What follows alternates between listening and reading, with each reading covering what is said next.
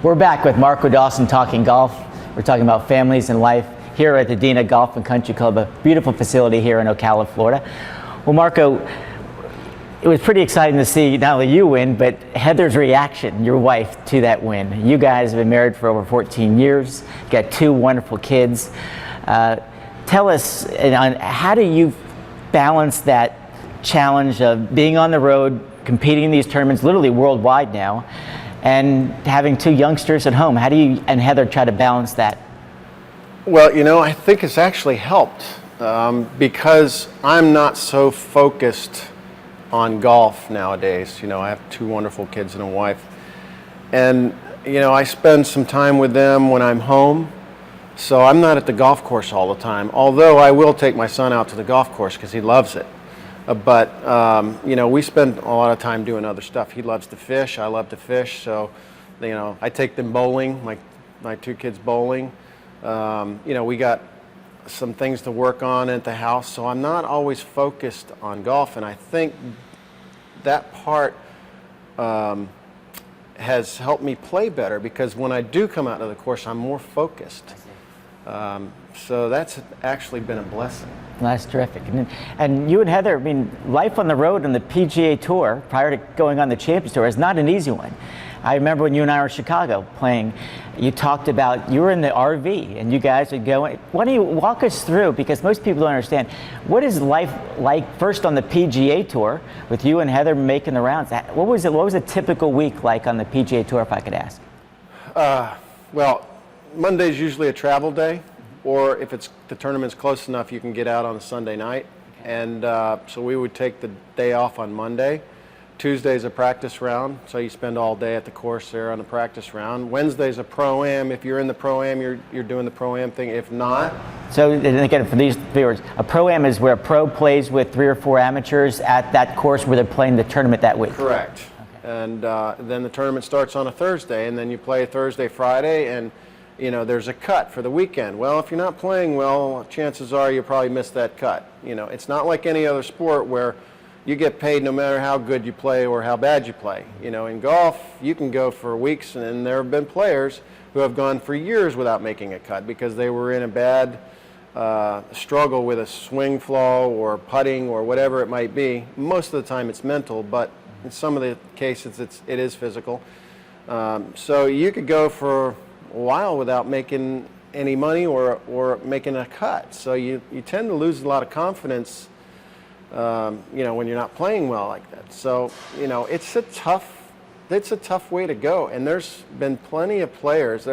For every player on the tour, there's 100 guys out there right behind them trying to do the same thing that don't ever get the success. And you're not staying at the 5-star hotel. You and Heather are literally staying in the RV then? Well, we did because we knew we were going to have kids, and that was a good way to travel. Yeah. We could see the country, and we could leave on our own schedule, and we could go wherever we wanted to go. We weren't limited to, you know, the airlines. Yeah. So that was fun for a while. We're not doing that anymore, but it was very fun at the time. Cool. And you know, as you mentioned, you faced some challenges. I mean, the PGA Tour is a tough tour, but you also faced some injuries along the way, which limited some of your success. Walk us through what's happened. They talked about it on the telecast, of course, last week at ABC, where you had some back issues. And how did that hamper your game, and how have you overcome that? Well, you know, most of the guys, if you play golf long enough, you're going to have some type of injury, whether it's a back or a hip or shoulder. Mine, I've had 2 back surgeries, low back. The first one, or they were both successful, but I did have to take a year off on both of them. So that was 2 years off from the tour. You know, and sometimes when you take that much time off, you start to question whether or not you'll be able to ever get back to the point you were. You know, so I felt like if I want to get back, I got to try and get back as soon as I can. I want to make sure I heal first, but I do want to get back in the mix of playing and practicing because there have been plenty of guys who have gotten injured that don't ever make it back. So I was determined to make it back. And so did you have to go back to Q school? Yeah, I had to go back to Q school, and you know, I was successful there, and I kind of picked up where I left off. part of it was a frame of mind, and there was a lot of determination there to get back, because I wanted to do what I love doing. Yeah. Well, what are you doing now to make sure your back's protected? Well, there is a specialist in Melbourne at Duke Spine, which has been wonderful. They're giving me the care that I need. I can go in there at any time. I can call the doctor at any time, and they will see me, or they'll answer any questions that I have. So they've been, that's a peace of mind that not many people can have. And what else are you doing on tour now? I mean, when we were out there in Chicago together, it seemed like you're in much better shape than some of these guys, and that has to be an advantage over the course of the season. Well, that was one of the things I was told before I turned 50, that if you keep yourself in good shape, you're going to last a long time out there. Because once you get out there on that tour, you'll see that there are plenty of guys with injuries out there, and they may start out the year playing okay, but then the injuries show up later on and they end up taking the rest of the year off. So if you can stay healthy out there, you'll do well. Right. Well, and if we could switch back, I just think about with the family. We had a good opportunity last night to spend some time with your dad. How did you get into golf? I mean, why did you choose this path? I mean, other sports of the day, baseball, football, you're talented in both. Why did you pick golf, and what got you into the sport? When I was young, 5, 6 years old, my father died. My mother remarried, and my father now played golf.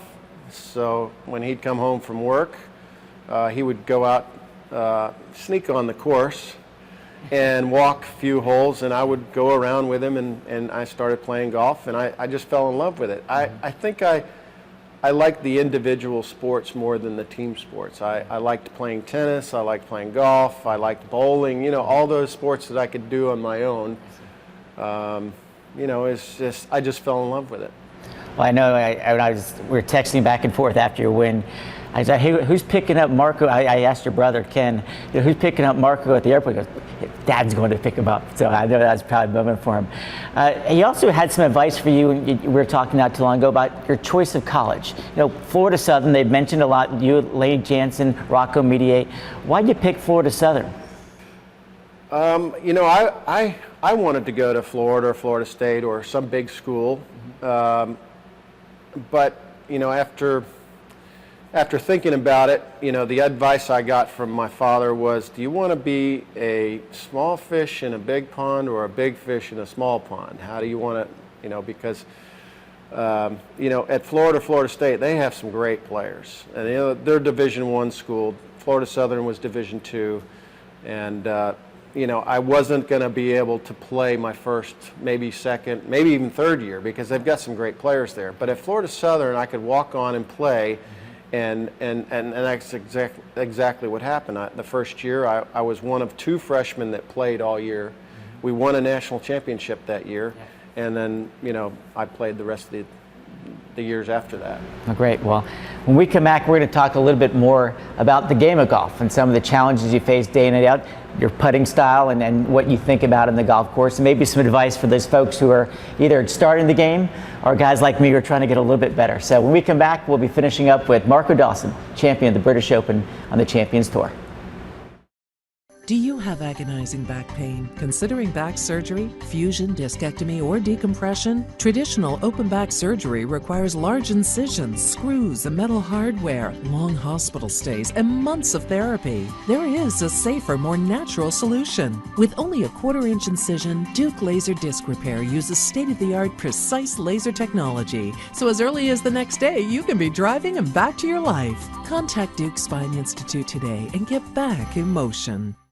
I love appliances. Appliance Direct. The biggest Maytag washer ever. 21 pairs of jeans.